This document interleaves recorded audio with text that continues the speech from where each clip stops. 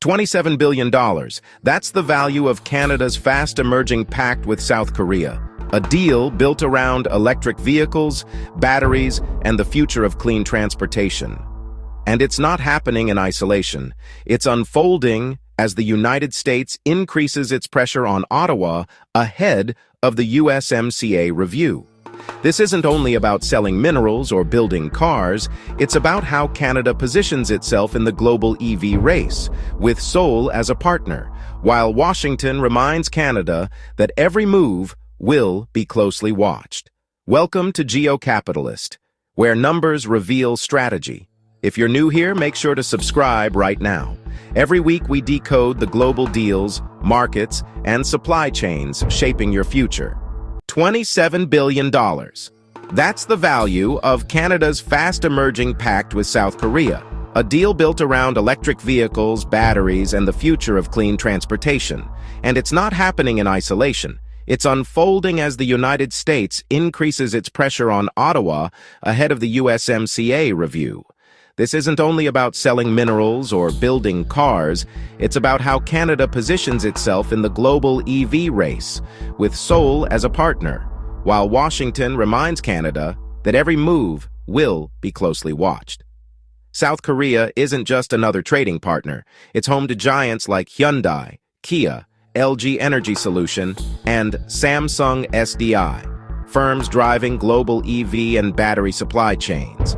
For Canada, a $27 billion flow of commitments in battery materials, joint ventures, and plant construction means more than exports.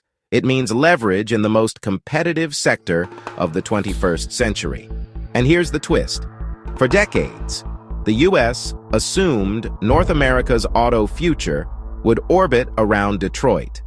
But this pact shows Ottawa has other options, building a Pacific bridge with Seoul, even as Washington turns up the heat. So how did Ottawa secure this deal, and what does it mean for the future of energy, industry, and geopolitics?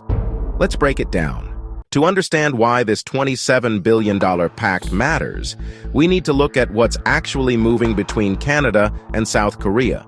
On the surface, it looks like supply deals and factory announcements, but dig deeper, and it's about two economies securing their positions in the global EV supply chain. For Canada, the starting point is critical minerals.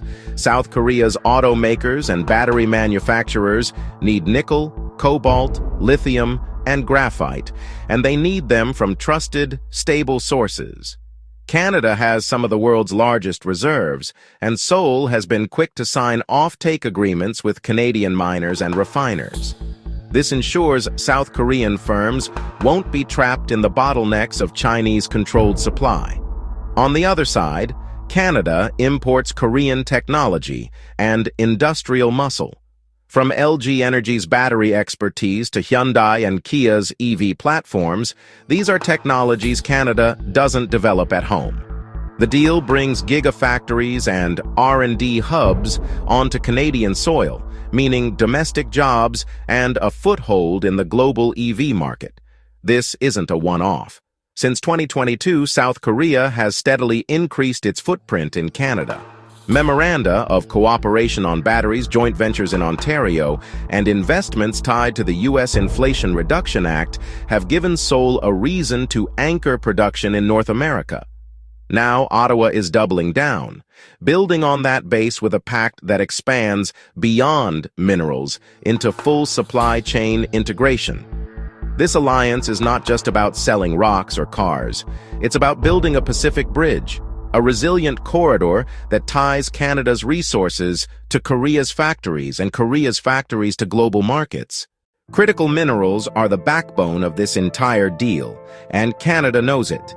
Nickel, cobalt, lithium, and graphite are no longer just commodities. They're the building blocks of global energy security. For South Korea, securing stable, long-term access to these minerals is a matter of survival in the global EV race. For Canada, it's a once-in-a-generation chance to move up the value chain. Until recently, Canada exported most of its minerals in raw form. The new pact with South Korea changes that. Seoul doesn't just want raw ore, it wants refined materials and battery precursors that can feed directly into LG Energy Solutions' cathode factories and Hyundai's gigafactories. That's why South Korean capital is flowing into Ontario and Quebec to finance plants that process minerals closer to the source, keeping more value inside Canada. The projects already announced paint the picture. LG and Stellantis are building a multi-billion-dollar battery plant in Windsor. POSCO Chemical is setting up cathode facilities in Quebec. Korean financing is backing Canadian lithium and nickel developers. Add it together, and the commitments push toward the $27 billion mark. For Ottawa, this is about more than exports. By developing domestic processing, Canada captures higher wages, skilled jobs, and industrial know-how. For Seoul, it means stability. Supplies aren't vulnerable to sudden export bans or geopolitical flare-ups elsewhere. Minerals dug out of Canadian ground no longer just disappear overseas. They are being transformed at home into the materials that will power EVs around the globe. And every step of that process deepens the Canada-Korea partnership. If critical minerals are the foundation, manufacturing is the engine. South Korea's EV giants, Hyundai, Kia, LG Energy Solution, and Samsung SDI, aren't just looking for inputs. They are bringing their technology, design, and production capacity directly into North America. And Canada is becoming one of the main entry points. The clearest example is gigafactories. These massive battery plants require billions in capital and long-term supply agreements. South Korean firms, often in joint ventures with Canadian and global automakers, are building them on Canadian soil. Windsor, Ontario, is home to the Stellantis LG Energy Solution project, a multi-billion-dollar plant that will create thousands of jobs. Quebec is attracting Korean investments in cathode and precursor plants. Each facility links Canadian minerals to Korean battery chemistry and then to North American car assembly lines. Beyond batteries, Hyundai and Kia have quietly expanded their North American EV strategies. By anchoring parts of their supply chain in Canada, they gain access to U.S. tax incentives while securing trusted partnerships. Canada, in turn, benefits from technology transfer, new R&D hubs, and direct connections into the most advanced EV platforms in the world. This is not just factory construction, it's a strategic relocation of industry. Canada moves from raw materials exporter to an integrated partner in EV production. South Korea secures resilience by diversifying beyond Asia. Together they create a supply chain loop that reduces costs, boosts stability, and positions both countries at the forefront of the global EV revolution. Numbers only matter when they translate into real outcomes: jobs, wages, and long-term resilience. The Canada-South Korea EV Pact is already reshaping local economies. Each gigafactory represents thousands of direct positions in engineering, construction, and operations. Add to that the indirect jobs, suppliers, logistics, and services, and the economic footprint grows rapidly. Analysts estimate that every dollar spent in advanced manufacturing multiplies nearly twofold across the economy. For Ottawa, that means a $27 billion commitment could ripple into tens of billions in broader activity. Industrial impact goes beyond paychecks. Canada is moving up the value ladder. Instead of simply exporting raw ore, it is processing minerals, manufacturing battery components, and attracting research centers.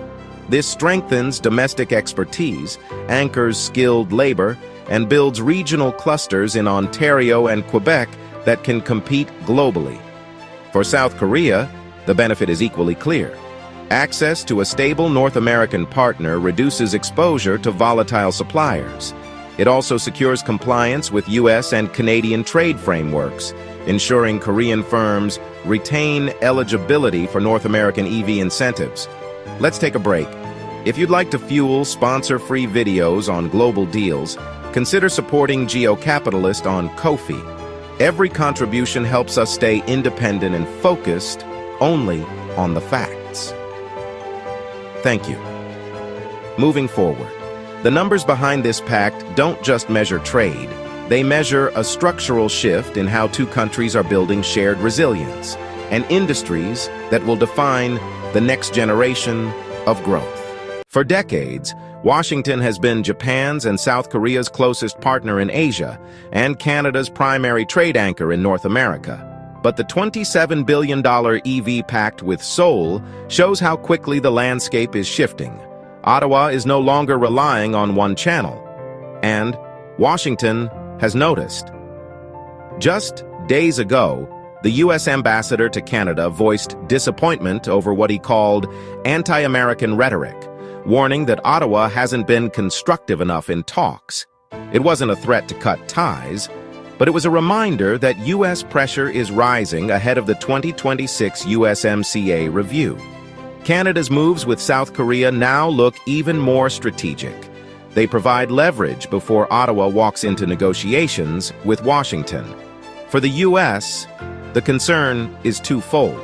First, every battery or gigafactory project tied to Seoul is one less deal U.S. firms can capture. Second, Canada's growing ability to diversify makes it harder for Washington to set the terms unilaterally. But here's the tricky part. This doesn't mean confrontation. Many Canadian projects tied to South Korea still feed indirectly into North American supply chains.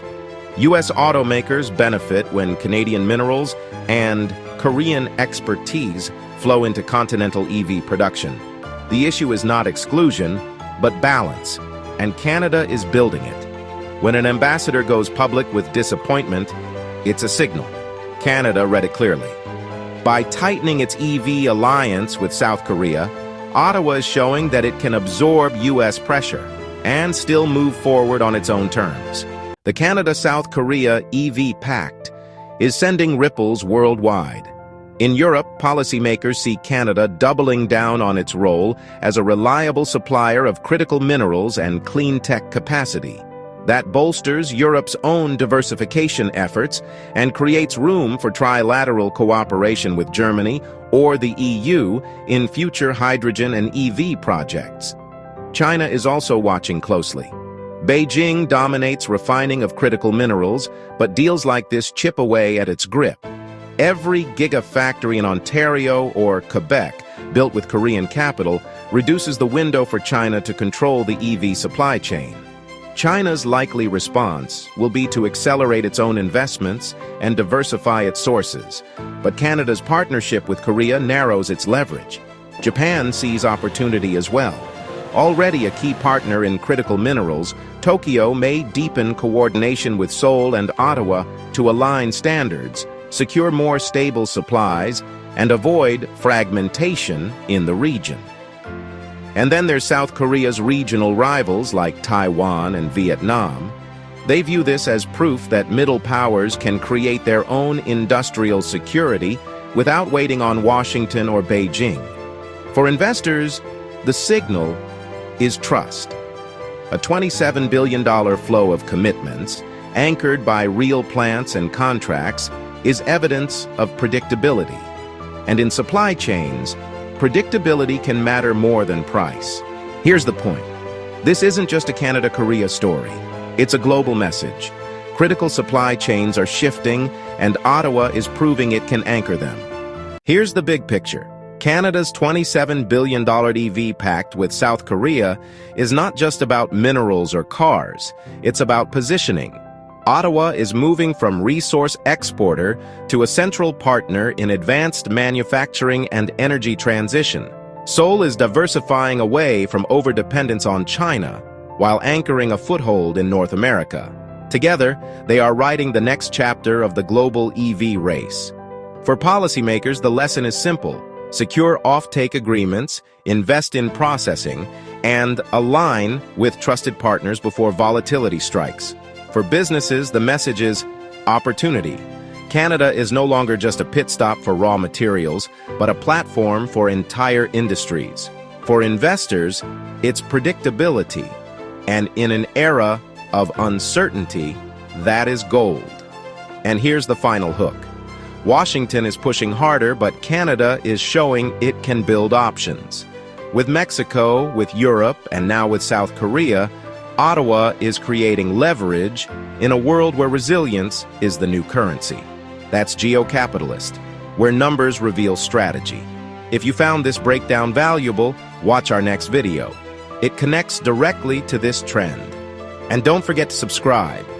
Your support helps us decode these global shifts without compromise.